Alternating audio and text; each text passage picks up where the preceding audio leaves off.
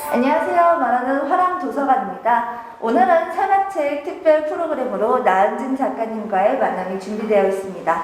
이번 강연은 산악책 컬렉션과 함께 진행이 되는데요. 세상과 마을을 담는 책, 일명 산악책은 마을 주민들의 고민과 관심사를 모아 화랑도서관이 함께 고민하고 소통하는 매개입니다. 그 중에서도 소개드릴 컬렉션은 인생 1회차는 힘들어인데요. 청소년이 주변에서는 좋은 시기라고 말하기는 하지만 솔직히 저희도 청소년 때 진로나 친구 관계 등 다양한 일들로 고민도 많았고 힘들기도 했잖아요. 그래서 나와 비슷한 누군가의 이야기를 듣고 지금을 잘 보낼 수 있도록 청소년들에게 추천하는 책입니다. 그럼 나은진 작가님을 모셔보도록 하겠습니다. 안녕하세요, 작가님. 네, 안녕하세요. 내가 학교 밖에서 떡볶이를 먹는 이유 저자 나은진입니다. 내가 학교 밖에서 떡볶이를 먹는 이유란 책은 어떤 책인가요? 제가 고등학교를 자퇴하고 나서 학교 밖 청소년으로 살아가면서 어떤 일들을 경험했고 또 어떤 식으로 생활을 해왔는지, 그리고 학교 밖 청소년이 사회에서 받는 시선과 차별, 또 학교 밖 청소년이라면 알아야 될 정보, 알려주고 싶은 조언, 통틀어 학부모님들께도 이렇게 조언을 드리면서 자퇴에 대한 자퇴 정보서라고 할 수 있을 것 같아요. 궁금해하는 청소년들이 많을 법한 얘기인데요. 어디에서나 쉽게 들을 수 없는 그 나은진 작가님의 얘기를 지금부터 들어보도록 하겠습니다. 그럼 1부 나은진 작가님의 강연 시작하도록 하겠습니다. 오늘 이야기 말씀드릴 것은 나은진이라는 사람이 왜 자퇴를 하게 되었는지, 그리고 학교 밖 청소년으로서 어떻게 살아갔는지 통틀어서 저라는 학교 밖 청소년의 이야기를 위주로 들려드릴 거예요. 저의 학교 밖 청소년 이야기를 들려드리긴 하지만 나중에도 학교 밖 청소년들, 또 자퇴를 고민하는 사람들, 또 그런 자식을 둔 부모님들께도 함께 소통하고 이야기 낼 수 있는 시간이 되었으면 합니다. 지금도 진로를 고민하는 사람들이 많잖아요. 어릴 때 꿈들 보면은 나는 대통령이 될 거다. 아니면 나는 노래 부르는 걸 좋아하니까 가수가 될래. 그런 꿈들이 많잖아요. 제 어릴 적 꿈은 원래부터 작가였어요. 초등학교 때부터 책 읽는 것도 좋아하고 도서관에서 살다 이러다가 딱 한 작가님의 책을 읽고 나서 이런 이야기가 너무 멋있다. 나도 이런 글을 쓰는 작가가 될래 하면서 초등학교 2학년 때부터 소설을 쓰기 시작했어요. 그렇게 지나와서 또 중학교에 들어와서는 말을 잘한다는 얘기를 듣네? 그러면 선생님을 해볼까? 아니면 연극부 같은 데를 참여해서 연기도 좀 하는 것 같아. 아니 연기를 배워볼까? 이런 식으로 여러 가지 진로 고민을 했었는데 그래도 글은 항상 제 삶 속에 있었습니다. 그래서 고등학교에 입학할 무렵에는 이제 작가를 해야겠다고 마음을 딱 붙여먹고 그리고 이제 문예창작과에 진학을 해야겠다는 생각을 했어요. 근데 문예창작과 진학을 하려면 또 이제 예체능이니까 글 공부를 좀 더 열심히 해야겠죠. 그래서 그때 고등학교에 입학하면은 이제 입시 준비도 같이 해야 하니까 글 공부도 하면서 입시 준비도 해야지 하고 계획을 다 세우는 상태였어요. 그때까지만 해도 자퇴는 제 삶 속에 없는 이야기였고 제 이야기가 절대 아니라고 생각을 했어요. 중학교까지만 해도 학교에서 쟤 자퇴했대, 아니면 누구 이번에 자퇴했대 이런 얘기를 들으면 걔가 문제가 있어서 자퇴를 했겠지, 그냥 걔가 학교에 나가기 싫어서 그냥 학교를 싫어하니까 갔을 거야 이런 식으로 오히려 부정적으로 인식을 하고 생각을 하고 있었어요. 제 이야기가 될 줄은 몰랐던 거죠. 그렇게 해서 고등학교에 입학을 하게 되었습니다. 고등학교에 입학했으니까 공부도 열심히 하고 글도 쓰면서 나만의 나이가 성공적인 인생을 살아갈 거야 라고 결심도 하고 계획도 짰는데 현실은 좀 다르잖아요. 내가 계획한 대로 실천할 수 없는 일들이 더 많잖아요. 학교 분위기가 중학교랑은 완전히 다른 거예요. 고등학교 첫날에 선생님이 딱 들어오셔서 하는 말이 사람으로 생각하지 말고 학생으로 살아갈 생각을 해라. 그러니까 오로지 인생의 목표는 공부고 너희가 대학에 입학하는 것만을 목표로 삼아라. 그런 식으로 학업 분위기를 중시를 했고 그런 식으로 진행을 했었어요. 인문계 고등학교였는데 좀 학업에 대한 열의가 많았고 선생님들도 다들 그렇게 생각하고 학생들도 다들 그렇게 생각하는 사회에서 제가 문예창작과를 지망하면서 학교 공부까지 해내기는 쉽지가 않았었죠. 저 같은 경우는 뭐 10시에 끝나면 집에 오면 한 11시쯤 되겠죠? 근데 그때 보면 대부분 씻고 잠에 들어야지 막 글을 쓸 시간이 없잖아요. 아니면 주말에나 쓰거나 해야 되는데. 근데 체력이나 뭐 기력 같은 게 다 나간 상태에서, 그리고 당장 내일 뭐 수행평가가 있거나 아니면은 숙제가 있거나 해서 그런 거 해야 하는 상황에서 글과 함께 학업을 병행하기가 쉽지가 않았던 거죠. 입시 준비를 해야겠다고 생각은 했지만 글을 쓸 시간도 없고 분위기도 안 되니까 점점 학교가 지쳐가는 거예요. 아마 4월에 중간고사를 보고 나서 딱 확신이 들었죠. 아, 나 이렇게는 못 살겠구나. 아, 이렇게 내가 공부랑 글을 억지로 내가 나를 이렇게 갉아 먹어가면서 하기라는 힘들겠다. 이 고등학교 분위기가 나하고는 맞지 않는 것 같다. 그렇게 느낀 순간부터 우울증이 찾아왔어요. 학교에서는 수업을 듣고 또 글 시간이 나면 책을 읽고 글을 쓰고 그러면서 친구들이랑도 잘 지내는데 마음 한구석에는 빨리 집에 가고 싶다. 공부하기 싫고 글 쓰고 싶고 이렇게 살고 싶진 않아. 이런 식으로 생각하면서 내면과 외면이 이렇게 차이가 나면서 우울이 점점 더 깊어지기 시작을 한 거죠. 문득 그런 생각이 드는 거예요. 여기서 계단에서 발 한 번만 이렇게 잘못 뒤져갖고 넘어지면은 그걸로 병원 갈 수 있지 않을까? 그럼 뭐 다쳐도 뭐 최소 몇 주 아니면은 적어도 몇 시간이라도 뭐 병원이나 아니면 보건실에 있으면서 술 만들어도 되지 않을까? 그런 생각을 딱 한순간 느꼈죠. 지금 내가 제정신이 아니구나. 그래서 이렇게 살다간 진짜 죽어버릴지도 모르겠다. 이렇게 살 수는 없다 싶어서 최악의 선택을 면하기 위해서 차악의 선택인 자퇴를 선택하게 된 거예요. 딱 자퇴라는 선택지를 알게 된 후, 그리고 자퇴를 해야겠다고 결심을 한 다음에 이제 자퇴를 하려면 그냥 나 학교 다니기 싫어, 나 내일부터 자퇴서 내고 학교 안 나갈게요, 이럴 수가 없잖아요. 어른들을 설득해야 되고 또 자퇴에 대한 정보를 찾아보는 과정이 필요하겠죠. 그래서 자퇴를 생각한 다음 날부터 인터넷으로 자퇴에 대한 정보를 찾기 시작했습니다. 근데 다들 아시다시피 자퇴에 대한 정보는 내가 직접 찾아야 하고 그냥 컴퓨터로 자퇴라고 친다고 나오는 게 아니에요. 학교별로 자퇴가 어떤 식으로 진행되고 자퇴서는 어떻게 수리가 되고 또 도움을 받을 수 있는 센터라든지 검정고시라든지 내가 처음부터 끝까지 하나하나 찾아봐야 되니까 이 일이 쉽지가 않은 거예요. 그래서 혼자의 도움만으로는 안 되겠네 해서 학교에 있던 상담 선생님을 찾아가서 상담센터에서 상담을 받기도 하고 또 그 주변에 있는 센터에 연결을 받거나 그쪽에 있는 책자를 통해서 정보를 알기도 했었죠. 이게 학교 밖 청소년들은 정보를 찾기가 가장 힘든 것 같아요. 학교에서는 뭐 이런 프로그램이 있다 아니면 이런 행사가 있다 하고 직접 알려주기도 하고 시간표를 다 짜주지만 학교 밖 청소년들은 그럴 수가 없고 또 내가 자퇴 정보부터 이후에 자퇴 계획을 어떻게 세울지 어떻게 살아갈지를 처음부터 하나하나 내가 다 짜야 된다는 생각에 그게 마냥 복잡한 것 같아요. 그래서 그쪽에서도 저도 굉장한 어려움을 겪었고 자퇴 계획을 쓸 때도 거의 세 달 정도가 걸렸던 것 같아요. 좀 오래된 시간이었죠. 긴 시간 동안 거쳐서 자퇴 계획을 마련을 하고 이제 어른들을 설득할 단계에 나선 거죠. 학교를 자퇴를 하려면 선생님의 허락도 필요하고요. 부모님의 동의도 필요하고요. 통틀어 또 학교장의 이런 도장도 받아야지 자퇴서가 수리가 돼요. 그럼 그러려면 먼저 뭘 해야 될까요? 어른들을 설득을 해야겠죠. 어른들을 설득하기 위해서 가장 좋은 방법이 뭘까 생각을 하다가 이렇게 내가 짰던 자퇴 계획을 머릿속으로만 생각하지 말고 노트를 작성을 해야겠다. 그래서 그 작성된 노트를 보여드리면서 내가 어떤 식으로 자퇴를 할 거고 어떻게 살아갈 건지를 설득을 해야겠다. 그렇게 다짐을 했죠. 또 이제 선생님과 부모님 중에 누굴부터 먼저 설득을 할까 고민을 하다가 일단 선생님부터 설득을 해야겠다고 생각을 했어요. 왜냐면 저희 부모님은 제가 살아왔으니까 어떤 반응을 보일지 어떻게 생각하실지를 알잖아요.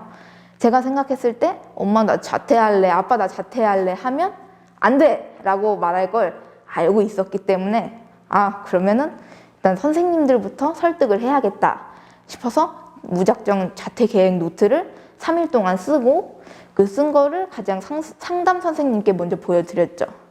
선생님이 이렇게 앞에서 노트를 이렇게 하나하나 펼쳐서 읽어보시는데 막 글평가 받는 것처럼 떨리더라고요. 이게 다 읽고 나서 해주신 말씀이 참 잘 썼다고, 이렇게 자퇴를 생각하는 친구들 중에서 계획 노트를 이렇게 하나하나 차근차근 써서 보여주는 애는 너밖에 없었다고 그렇게 말씀을 해주시면서 저를 응원해 주시는데, 반면에 이렇게 너무 완벽한 계획이라서 이렇게 살아갈 수 있으면 정말 좋겠지만 생각보다 계획한 거랑 그거대로 실천하는 건 다르다라고 경고를 주시기도 하셨죠. 하지만 일단 상담 선생님은 클리어 했어요. 이제 담임 선생님을 설득하러 갑니다. 담임 선생님께도 노트를 보여드리고, 잘 썼네. 이렇게 살면은 너 학교를 나오지 않아도 너 스스로 잘 살아갈 수 있을 것 같아 하고 또 클리어. 이제 선생님들은 다 설득이 된 거죠. 이제 마지막 관문이 남았습니다. 네, 부모님이죠. 부모님을 설득하러 이제 탁 노트를 들고 엄마한테 갔어요. 이렇게 쫄래쫄래 가서, 엄마, 왜 나 자퇴하고 싶은데, 이렇게 조금 살짝 자퇴하고 싶은데 어떻게 생각해? 하고 물어봤는데, 절대 그런 소리 하지 마. 뭔 소리야. 이상한 소리 하지 말고 가서 공부나 해. 일단 이런 식으로 처음에 거절을 당했죠. 이제 이번에는 그러면은 말로 하지 말고 일단 노트를 먼저 보여주자 해서 노트를 이렇게 앞에다 딱 줬어요. 근데 딱 첫 장 이렇게 딱 보고 자퇴라고 쓰여 있으니까 안 읽고 던져버리고, 그래서 엄마를 설득하기보다 그럼 아빠를 한번 설득해보자 해서 아빠 퇴근하고 와서 딱 아빠 술 먹고 있는데 이렇게 노트 딱 보여드리고, 그제야 아빠가 처음 노트를 한번 읽어봤어요. 읽어보고 그때부터 이제 자퇴에 대한 좀 더 정확한 대화, 설득을 시작할 수 있게 된 거예요. 근데 물론 이렇게 딱 읽어주셨다고 바로 너 자퇴도 되겠다, 그래 한번 해봐라 라고 해주시지 않으셨어요. 잘 썼어. 하지만 사회는 그렇게 너처럼, 네가 생각하는 것처럼 쉽지 않고 다정하지 않아. 너가 생각한 만큼 사회를 살아가는 게 쉽지 않을 거야. 그런 이야기를 들었죠. 선생님들의 생각과 부모님들의 생각이 다른 건 아니에요. 똑같아요. 근데 선생님은 그냥 이제까지 만난 몇백 명의 제자들 중에 한 명이고, 부모님은 딱 하나예요. 나 자식. 그러니까 자식의 입장이고 내가 부모의 입장에서 자식을 바라보는 거기 때문에 그렇게 쉽게 설득을 해주시지 않으셨던 거죠. 그래서 대화를 나누다가 의견이 안 맞으면 왜 내 말 안 들어줘. 그러니까 네가 그렇게 멋대로 얘기할 수 있는 게 아니야 하면서 싸우고, 그러다가 싸움이 이게 진정이 안 되면 그냥 대화를 안 해버리고, 그렇게 한 달 동안 싸우고 설득하고 이게 이어지다가 결국 발화점이 된 게, 싸움이 너무 커져서 감정적으로 서로를 대하다 보니까 몸싸움까지 일어난 거예요. 그날은 경찰을 불렀었어요. 112에서 경찰들이 오고, 이렇게 서로 이렇게 분노한 상태에서 이렇게 내뱉다가 싸우던 와중에 소리쳤죠. 이렇게 살고 싶지 않다고. 나 진짜 이렇게 살다간 진짜 죽어버릴지도 모르겠다고. 그렇게 울면서 딱 얘기한 순간, 그래, 그럼 자퇴해라. 네가 선택한 대로 한번 살아가 봐라 하고 허락을 받게 됐어요. 겨우 허락을 받아낸 거죠. 한 달 동안 엄청 힘들었고 다시 돌아가고 싶지 않아요. 학교 밖 청소년, 그러니까 자퇴를 설득하기 위해서 어른들을 설득할 때는 감정적인 이야기보다는 이성적으로 말하는 게 더 도움이 되는 것 같더라고요. 물론 내가 힘들다고, 내가 지금 이 상황이 힘드니까, 아니면 자퇴를 하고 싶으니까 좀 더 감정적으로 내 개인적인 이야기를 말할 수도 있겠지만, 어른들은 생각보다 더 냉정해요. 왜냐면 사회를 나와서 미리 경험을 해봤고, 자퇴와 학교 밖 청소년, 그러니까 검정고시를 본 사람들, 아니면 고등학교만 졸업한 사람들이 어떻게 살아가는지, 어떤 인식을 받고 있는지 알잖아요. 그러니까 더 학교 밖 청소년들 자퇴에 대한 허락을 해주지 않고, 그렇게 네가 잘할 수 있다고 얘기를 해도 부정적으로 바라보는 사람들이 많죠. 저 또한 그랬고, 막 이렇게 쉽게 허락을 받아낸 게 아닌 만큼 더 어렵고 힘들었다고 생각을 해요. 그래서인지 자퇴를 생각할 때 가끔 찾아와요, 친구들이.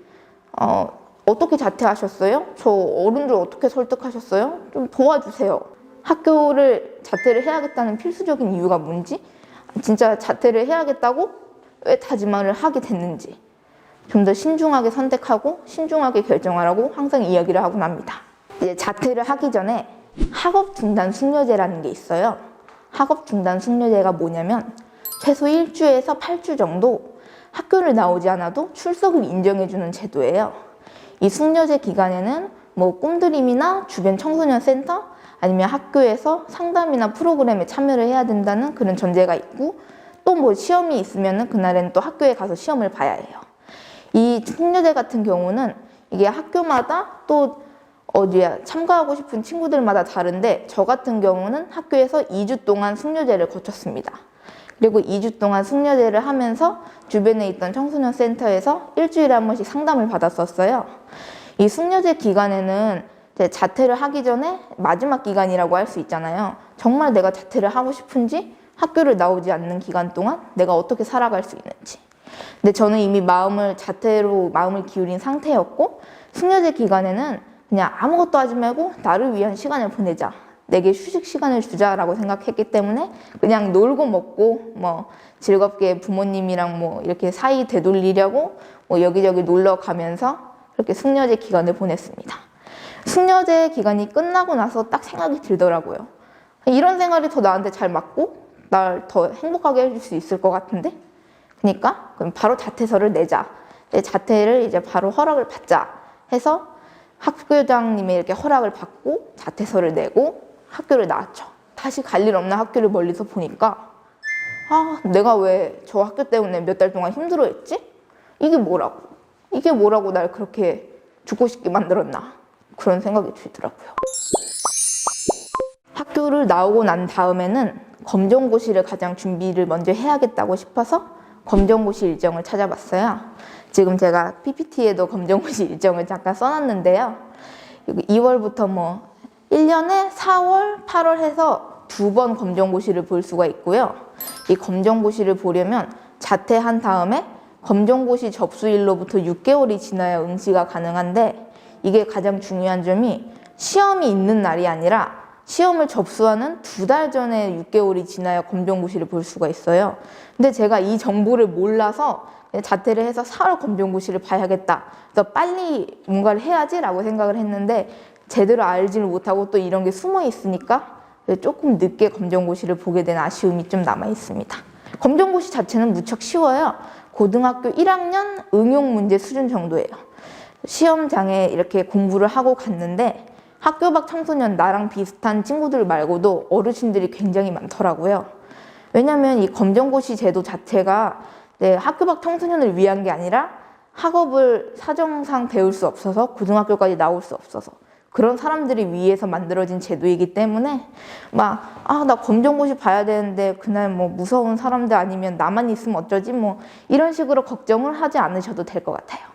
대신 검정고시 시험 자체가 쉽다고 해서 이거를 그냥 공부도 안 하고 볼 수는 없겠죠. 기초가 있는 사람들이면 한두 달 정도도 가능하지만, 만약에 내가 고득점을 목표로 하고 있고 만약에 대학교 입시를 준비를 하고 있다 싶으면 몇 달 정도 이렇게 집중적으로 공부를 해서 검정고시 높게 점수 받으려고 노력을 해야 될 것 같아요. 네, 이제 자퇴를 했어요. 그래, 신난다, 이제 내 세상이에요. 근데 자퇴를 했는데 이제 도움받을 학교가 없잖아요. 그러면은 이제까지 받았던 내가 도움이나 복지 혜택 같은 건 어디서 받아야 되지? 그럴 때 학교 밖 청소년들을 위한 꿈드림 센터가 있습니다. 정식 명칭은 학교 밖 청소년 지원센터인데요. 이쪽에서 뭐 검정고시 같은 지원도 해주고, 교육 지원 말고도 상담 지원해주거나 프로그램, 뭐 직업 지원 같은 다양한 지원을 해줘요. 저 같은 경우는 학교 밖 청소년 센터의 도움을 굉장히 많이 받았어요. 처음으로는 검정고시 지원을 받았었어요. 검정고시 뭐 교재를 지원을 받거나 인터넷 강의 지원을 받거나 그런 식으로 꿈드림 센터 참여하면서 다양한 직업 체험 프로그램 참가해서 친구들도 만나고 뭐 선생님들이랑 상담도 하면서 그렇게 2년 동안 꿈드림을 알차게 이용을 했습니다. 꿈드림 센터 말고도 학교 밖 청소년들을 위한 커뮤니티는 찾아보면 꽤 많아요. 저 자퇴할 때도 그 카페에 가입해서 제가 이런 식으로 자퇴를 하려고 하는데 아니면은 검정고시 혹시 이런 게 있나요? 하면서 질문도 하고 많은 학교 밖 청소년들의 이야기를 받으면서 도움도 받고 또 제 이야기를 들려드리기도 했던 것 같아요. 뭐 학교 밖 청소년들이 얻을 수 있는 검정고시든 프로그램이든 그런 정보도 얻을 수 있고요.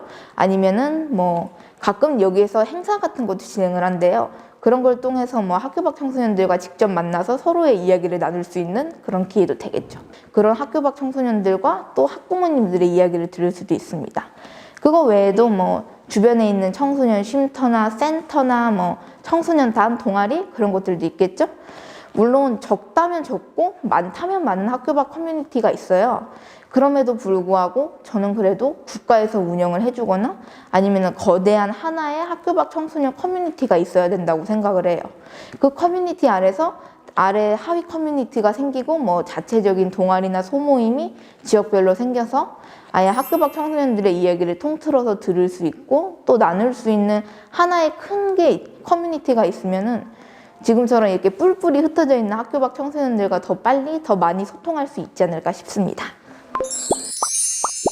마침내 검정고시를 평균 94.8점으로 합격을 했어요. 근데 94.8점 높아 보이죠? 좀 잘한 것 같죠? 그런데 현실은 많이 다르더라고요. 검정고시 100점 만점을 4년제 대학교 기준으로 해서 2등급 아니면 3등급으로 이렇게 인정을 하는 현실이에요. 94점이면은 아마 3등급, 높으면 3등급으로 쳐주고 많아야 4, 5등급 정도로 대부분 쳐줍니다. 입시가 이 성적만으로, 검정고시 성적만으로는 대학교에 가기가 쉽지가 않잖아요. 물론 저는 문예창작과를 준비하고 있었기 때문에 뭐 100일장이라든지 공모전에 나가서 상을 탄 거 아니면은 글쓰기 실기로 이렇게 충분히 대학을 갈 수 있는 데는 찾아볼 수는 있었어요. 하지만 다른 학교 밖 청소년들은 그렇지 않은 경우도 많잖아요. 성적만으로 가기 힘든데 학교 밖 청소년들에게는 학생부를 인정해주지 않으니까 학교생활 기록부가 없으니까 학생부 종합전형에 넣지 못하는 경우도 많고요. 이런 상황에서 또 그런 생각이 드는 거예요. 내가 이렇게까지 대학을 가야 할까? 이 현실도 힘들고 솔직히 말해서 문예창작과 같은 경우는 취업이 되는 학과도 아닌데 그냥 나는 지금 어려운 가정 형편도 있으니까 그런 거 감안해서 아니면 취업을 해야 할까? 문득 그런 고민이 들기 시작하니까 현실과의 괴리감을 느낀 거죠. 또한 학교 밖 청소년들은 공모전이나 100일장 같은 경우도 자격이 안 돼서 참석하지 못하는 경우가 많아요. 학교를 다닐 수 있는 재학생들만 참가할 수 있는 공모전이 대부분이거든요.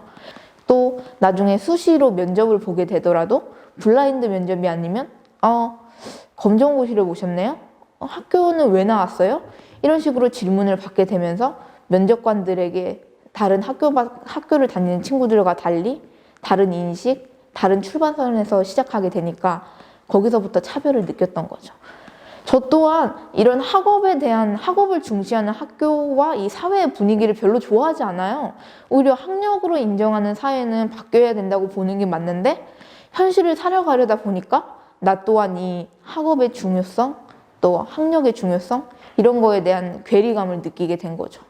그래서 이래도 학교 밖 청소년으로 살아갔는데 대학에 가야 되나 취업을 해야 되나 고민할 시간이 1년이 있었어요. 왜냐면 다른 친구들은 이제 20살에 대학을 가는데 저는 지금 18살에 검정고시를 합격을 한 거니까 그래 그러면 1년이라는 시간 동안 학교 밖 청소년으로서 할 수 있는 프로그램들을 다 찾아보면서 내가 할 수 있는 일을 하면서 정말 내게 대학이 맞을지 아니면 취업을 하는 게 맞을지 고민을 해보자. 그렇게 해서 1년 동안 저의 학교 밖 청소년 도전기회가 시작이 됩니다. 학교 밖 청소년들을 위한 프로그램이 뭐가 있을지 이렇게 둘러보다가 찾아보게 된 게 책방 다녀오겠습니다라는 프로그램입니다. 이 언니네 책방이라는 비영리 단체에서 운영했던 프로그램인데요. 이 책방 다녀오겠습니다는 학교 밖 청소년들끼리 모여서 나의 이야기, 그 주제에 관한 나의 이야기를 나누고 그걸 글로 쓰고 또 나중에 내가 쓴 글들을 모아서 내 책을 독립 출판하는 프로그램이었어요. 책을 낼 수 있고 또 글을 쓸 수 있으니까 저하고 너무 잘 맞는 프로그램이잖아요. 그래서 이게 서울 해화동에서 진행을 했는데 지금 제가 살고 있는 데는 충청도 청주예요. 청주에서 서울까지 가려면 왕복 4시간이 걸리고요. 또 거기서 해화까지 지하철을 타고 가면 왕복 총 6시간 정도가 걸려요. 그래서 먼 거리잖아요. 또 매주 토요일마다 갔어야 했거든요. 교통비도 들고 시간도 드는 상황에서 내가 할 수 있을까? 이렇게까지 시간과 돈을 들여가며 해야 할 일일까? 고민하다가 결국 신청서를 냈습니다. 결국 내가 하고 싶은 거고 해야 되겠다고 생각을 한 거면 도전을 해보자고 생각을 한 거예요. 이게 처음 시작할 때는 다들 이렇게 조용하고 소심한 친구들이 많아서 그냥 주제에 대해 이야기를 써도 발표를 못하거나 조금 이렇게 자신감 없는 친구들이 많았었는데 중후반부부터는 이제 슬슬 서로의 이야기를 알고 또 얼굴을 보니까 서로 별명을 나누면서 인사도 하고 또 발표를 하고 나서 오늘 이런 그래서 이런 부분이 좋았다 막 이런 식으로 진심을 느낄 수 있었다 막 평가도 했었죠. 중후반부부터는 저희가 쓴 이야기를 기반으로 해서 책을 만들기를 시작했어요. 저 또한 그 매 차시마다 제 마음을 나누고 또 뭐 내 손에 대한 이야기, 내 마음에 대한 이야기 이런 거를 주로 썼었는데 제가 낼 책 같은 경우는 내가 그래도 소설을 쓰고 작가 활동을 하고 싶어 하니까 미리 내 작품집을 한번 만들어 보자 싶어서 막 시도 쓰고 소설도 쓰고 수필도 쓰면서 한 3개월 동안 제가 쓴 이야기랑 제가 썼던 이야기들을 모아서 독립출판을 하게 되었습니다. 그렇게 해서 만들어진 게 이 달의 뒷면이라는 책인데요. 이게 아쉽게도 제가 독립출판으로 소수의 사람들에게만 선물을 해서 여러분들께는 보여드릴 수 없는 게 조금 아쉬워요. 이쪽에 제가 미완성됐던 이야기들 아니면 좀 더 개인적인 이야기들이 담겨 있는데 여기에 있는 이야기들도 나중에 정리해서 여러분들께 보여드릴 수 있는 기회가 있었으면 좋겠어요. 이 프로그램에 참가하면서 내가 나를 돌아볼 수 있는 시간이 되었고 또 내게 힘이 되는 시간이 되었어요. 정작 가서 6시간 동안 가서 하는 프로그램은 고작 2-3시간이 불과한데도 그 참여했던 한 4-5개월의 시간이 정말 저에게 힘이 되는 시간이었습니다. 또 이 프로그램을 기반으로 학교 밖 청소년들에 대한 다른 프로그램도 참여해 보겠다, 그래야겠다 싶어서 전국을 찾아봤어요. 전부. 그렇게 해서 참가하게 된 게 또 2019년에는 문제없는 스튜디오라는 프로그램에 참여했어요. 이번에도 한 6시간, 7시간 정도가 걸렸죠? 이 문제없는 스튜디오 같은 경우는 학교 밖 청소년뿐만 아니라 10대 청소년들이 서로 불만이나 고민 아니면 내가 생각하는 것들을 이야기 나누고 그 이야기를 기반으로 막 영상을 기획하고 제작부터 편집까지 전부 참여하는 프로그램이었어요. 제가 여기에 가서 학교 밖 청소년 말고도 다른 이야기를 친구들과 나눴는데 저 같은 경우는 그래도 나누고 싶은 게 자퇴에 대한 얘기였으니까 탈학교 팀이라고 해서 학교 밖 청소년들끼리 모인 팀을 만들기 시작했습니다. 더 친구들과 또 만나서 학교 밖 청소년들에 대한 이야기를 어떤 식으로 진행할 수 있을까? 어떻게 기획을 해야 할까? 고민하면서 그걸로 영상을 기획을 하게 되고 또 영상을 제작을 하고 편집을 하고 지금은 유튜브에 저희가 탈학교 청소년을 구하라 해서 만들어진 영상이 올라가 있어요. 이 사진 같은 경우는 저희가 문제없는 스튜디오 영상회를 했었는데 당일날에 태풍이 와서 제가 참석을 못했어요. 그래서 너무 아쉬운데 내 증명사진 줄 테니까 저렇게라도 편집을 해달라 해서 저렇게 오른쪽에 저의 사진만 저렇게 덩그러니 놓여 있습니다.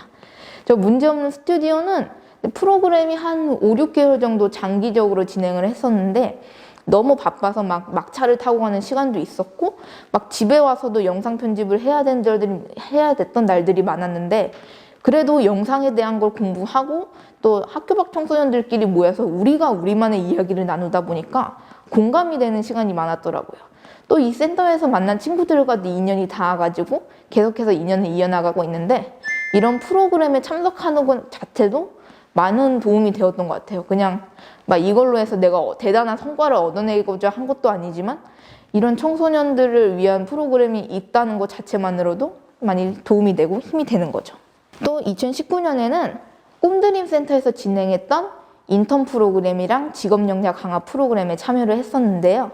이 두 프로그램의 경우는 꿈드림 센터에서 진행하는 학교 밖 청소년 직업 체험 프로그램이에요. 그래서 이 프로그램을 참여하면은 학교 밖 청소년들도 뭐 제과제빵, 바리스타, 애견, 뭐 미용 이런 실습 위주의 프로그램에 참여할 수 있고요. 직접 그 체험을 나가고 공부를 하면서 또 그 시간당 수당을 얻을 수가 있는 프로그램이에요. 그때 제가 참가했던 분야는 사회복지 분야였어요. 갑자기 얘가 문예창작과 지망하던 애가 왜 갑자기 사회복지지? 라고 생각을 하실 수도 있는데, 저는 원래부터 이런 청소년을 포함해서 사회적 약자, 사회에 대한 인권에 관심이 많았고, 또 자퇴하고 나서 학교 밖 청소년으로 내가 사회적 약자로 살아가다 보니까 사회복지에 대한 중요성이나 이 사람들이 받을 수 있는 혜택에 대해서 자세히 알고 싶더라고요. 노인복지관과 또 청소년 생활 그 상담보호센터 쪽에서 일을 하게 되었어요.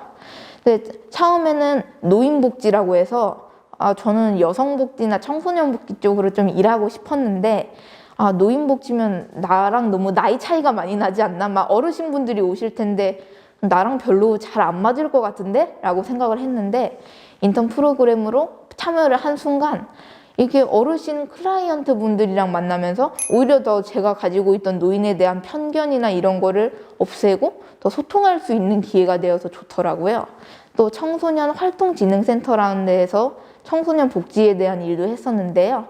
이쪽은 직업 역량 강화 프로그램을 진행했었는데, 이 직업 역량 강화 프로그램은 인턴 프로그램과 다르게 1단계 때 뭐 진로 검사 같은 걸 하면서 내가 진로 뭘 하고 싶은지를 알아보고, 2단계 때 뭐 학원을 다니거나 자격증을 수강한 다음에 3단계가 되어서야 직업 체험을 할 수가 있게 되었어요.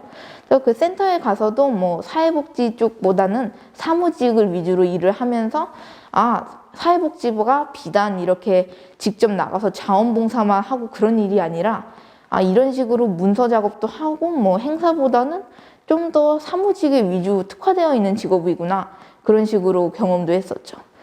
직업 체험을 한 3개월 동안 진행을 했었는데 하면서 딱 느꼈어요. 내가 문예창작과라는 길만 보고 걸어왔는데 이런 생활도 있구나, 이렇게 살아가면서 또 글도 그냥 부수적으로 쓸 시간이 있구나 하면서, 그래 그러면은 내가 그래도 일단 학교 밖 청소년보다는 나은진으로서의 삶을 앞으로 살아가야 되니까 현실과 타협해서 사회복지학과에 입학을 해보자. 그래서 입학을 해서 그쪽에서 내가 원하는 사회복지를 배우면서 글을 쓰자 하고 직업과 진로를 완전히 선택을 하게 되었습니다. 여기서부터는 조금 자기 자랑이 좀 들어갈 예정이에요. 제 자랑이. 2018년쯤이었어요. 제가 학교를 나오고 나서 자퇴하고 어떻게 살아가는지를 학교 밖 청소년 선생님께서 이 자퇴 수기를 써서 한번 공모전에 내보자고 하셨거든요. 그래서 공모전에 내면 상을 준대요. 돈을 준다니까 솔깃한데? 한번 내 얘기 써볼까? 하고 써서 냈던 게 운이 좋게 상을 받게 되었던 거죠. 딱 어느 날 연락이 왔어요, 선생님께. 그래서 선생님 무슨 일이세요? 은진아, 좋은 소식이 2개 있는데 뭐부터 들을래? 더 좋은 소식과 그냥 좋은 소식이야. 그럼 뭐 좋은 소식부터 듣죠. 네. 좋은 소식이 뭐냐면 네가 충청북도 학교 밖 청소년 우수 사례에서 대상을 받게 됐어. 좋네요. 너무 좋은데? 근데 이거보다 더 좋은 소식이 있어요? 너 전국에 있는 학교 밖 청소년 우수 사례에서 이제 장관상까지 받게 됐어. 그러니까 자, 내일 모레 비행기표를 예약해. 이제 제주도에 갈 거야. 그래서 이틀 뒤에 직접 수속을 받고 제주도로 가게 됐어요. 그때 받았던 게 제주도에서 그때 장관상을 받은 사진이에요. 어리둥절한 상태로 그냥 헤헤 웃으면서 받았었는데, 그때는 어리둥절했는데 지금 돌아와서 보니까 그래도 내가 살아왔던 길이 잘못된 게 아니구나. 나를 이렇게 인정해주고 나를 그래도 잘했다고 응원해주는 사람들이 있구나 하고, 그런 기쁨과 깨달음을 얻는 시간이었죠. 학교 밖 우수 청소년 나은진이라고 적어놨었는데 충청북도 학교 밖 우수 청소년까지는 그래도 저는 인정을 하는 것 같아요. 또 이번에는 제가 학교 밖 청소년에서 어떻게 작가가 되었는지 이야기를 잠깐 들려드릴 건데요. 이것 또한 꿈드림에서 있었던 인연이에요. 제가 글을 쓰는 걸 좋아한다고 센터장님이 들으셔서, 그러면 혹시 은진아, 센터장님이 알고 계시는 작가분이 한 분 계신데 만나보지 않을래?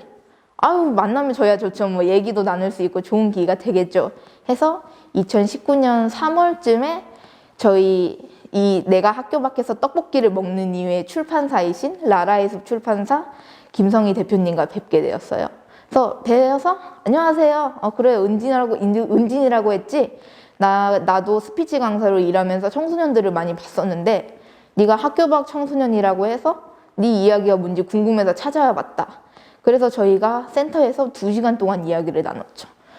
제가 학교 밖 청소년으로 어떻게 살아왔고 또 어떤 글을 쓰고 싶은지를 제가 하고 싶은 대로 쭉 얘기해 주시니까 그 대표님이 딱 들으면서 은진아, 너 정말 진심인 것 같은데 나도 네 이야기가 좋고 학교 밖 청소년으로서의 너의 이야기를 다른 친구들한테 들려줄 수 있는 기회가 될 것 같아. 그러니까 학교 밖 청소년 나은진 말고 이제 작가 나은진 해보자. 네 이야기를, 학교 밖 청소년 이야기를 책으로 써서 다른 사람들한테 알려주자 해서 그렇게 그 자리에서 학교 밖 청소년, 내가 학교 밖에서 떡볶이를 먹는 이유 책을 처음으로 계약을 하게 된 거죠. 그때 딱 계약을 하자는 소식을 들은 순간 가슴이 떨리더라고요. 내가 청소년 때 내 책을 내고 싶다는 꿈이 있었는데 진짜로 지금 19살인데 내 책을 내게 됐네? 계약을 하게 됐네? 딱 그 순간부터 나 이제 진짜 작가가 되는구나 하고 기뻤죠. 2019년에는 그래서 1일 1마감이라고 해서 매일매일 글을 쓰는 계획을 세웠어요. 아무리 뭐 짧고 나중에 버릴 글이라도 내가 매일 쓰고 매일 조금씩 하면 달라질 수 있다. 안 될 게 없다 해서 계획을 세우고 매일매일 글을 썼었죠. 물론 뭐 목 쓰는 날도 많고 자고 일어나니까 하루가 지난 날도 있고 해서 막 365편을 쓴 건 아니지만 그래도 한 250편 정도 썼던 것 같아요. 2019년에는. 왜냐하면 제가 이 책을 쓰게 된 계기도 있지만 제가 에세이 작가 말고도 지금 잠깐 웹소설 작가로도 활동을 하고 있거든요. 그래서 뭐 웹소설도 쓰고 에세이도 쓰면서 한 250편 정도 쓰고 그게 다 2020년쯤에 출간을 하게 된 거죠. 그래서 이렇게 나온 책이 내가 학교 밖에서 먹는 이유, 떡볶이를 먹는 이유, 이게 나오게 된 겁니다. 내가 학교 밖에서 떡볶이를 먹는 이유를 6월에 출간을 했는데 완결 같은 경우는 아마 2019년 말에 났었어요. 그동안 그러면 뭐하고 지냈냐 하면은 이제 사회복지학부에 입학을 해서 지금 관심 분야인 사회복지를 공부를 하고 있고요. 또 아까 말씀드렸던 학교 밖 청소년 홍보단체 홈스쿨링 생활뱅크에서 이렇게 보시면 제가 제작한 카드뉴스인데요. 카드뉴스, 학교 밖 청소년들을 위한 카드뉴스를 제작 중입니다. 그리고 또 제가 저번에 참여했던 영상을 만들었던 하자센터 쪽에서도 자퇴라디오라고 해서 학교 밖 청소년들의 고민을 들어주는 프로그램도 진행을 했었고요. 오늘 공릉청소년 문화정보센터 이쪽에서 저자 강연도 하게 됐고요. 또 나는 오늘 학교를 그만둡니다라고 해서 학교 밖 청소년들의 이야기를 담은 모음집도 출간 준비 중입니다. 이 다음엔 뭘 하면 좋을까라고 적어놨는데요. 앞으로 제가 학교 밖 청소년은 이제 졸업을 했지만 그래도 여전히 청소년 작가로 살아가고 있고 청소년들을 위한 글과 이야기를 더 많이 나누고 싶어요. 그래서 다음 작품 같은 경우는 뭐 청소년들의 고민, 우울, 아니면 가난 이런 거에 대한 이야기도 해볼 생각이에요. 학교 밖 청소년뿐만 아니라 청소년 그리고 사회에서 살아가는 약자들의 이야기를 좀 더 많이 나누고 싶다는 생각을 합니다. 그래서 다음에는 학교 밖 청소년 작가가 아니라 아니면 뭐 청소년 작가도 말고 뭐 여성을 위한 작가 아니면 사회운동가 작가든 이런 다양한 수식어가 붙은 작가로 나은진으로 활동을 하고 싶습니다. 학교 밖 청소년의 나은진에 대한 이야기는 여기서 마치려고 하고요. 또 녹화 강연으로 진행돼서 현장에서 반응을 들을 수는 없었지만 그래도 나중에 막 궁금하신 점이나 또 하고 싶은 이야기가 있으시다면 연락을 주시거나 아니면 이 센터 쪽으로 이렇게 주시면 저희가 답변을 하도록 하겠습니다. 오늘 1부 강연은 이쯤에서 마치려고 하고요. 2부에 질의응답이 있죠? 네, 질의응답 시간에서 뵙겠습니다. 감사합니다.